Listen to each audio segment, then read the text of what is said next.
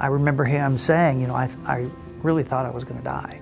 And that led to a question that I asked him, well, are you ready to die? This man had lived a dark, stormy life in his early days and would tell you he was in the wilderness for 20 years up to then.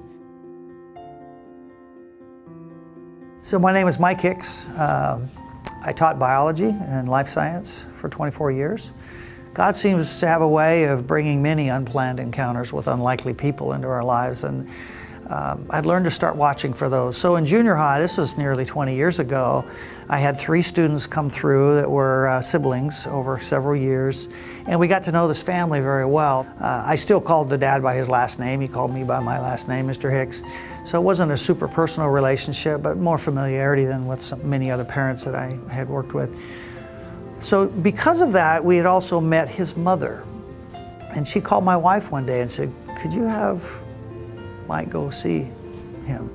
He's in the hospital, he's not doing well. Found my way to the hospital, found his room. I remember knocking, walking in, he had been there. He had had a very serious surgery and had a brush with death. And at some point in that conversation, I remember him saying, I really thought I was going to die.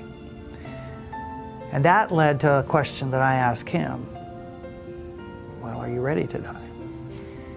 And that led to a whole other conversation that went to a deep level spiritually. And I do remember him vividly praying at the end of our time, just a raw, simple, unchurched prayer. God, I need you in my life. Forgive me for my sins. I walked out of the hospital that day. It was one of those days where you just don't forget, like, wow, I got to pray with a parent of my students. How often is that? That day in the hospital with him didn't just end there. He began to attend church.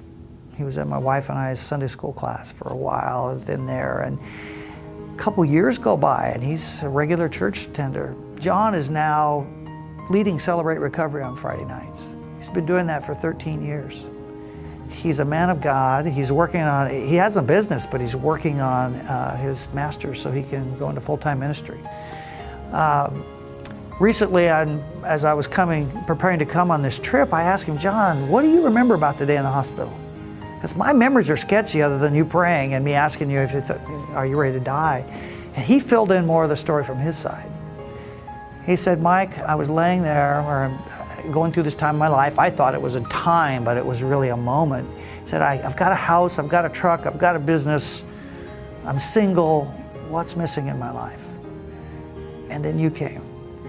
And so I thought it was like, oh, you were going through a season where these thoughts were running through. He says, no, you don't understand. I had just said those things to myself. And there was a knock at the door and you walked in. And I knew right then what it was. It was Jesus. I had never heard that story before until a few months ago, 20 years removed. I thought, wow, what was God orchestrating? I didn't know what he was orchestrating behind the scenes, but my prompting, go see him, was a piece that changed the trajectory of his life. I can't remember ever having a conversation with their children at school or anywhere else about the Lord. But that would have been inappropriate in class. It was not inappropriate to have a conversation with a parent at the hospital. He has prayed with more men to receive Jesus into their lives than I ever have or probably ever will. Who would have thought a parent visiting in a hospital would end up like that?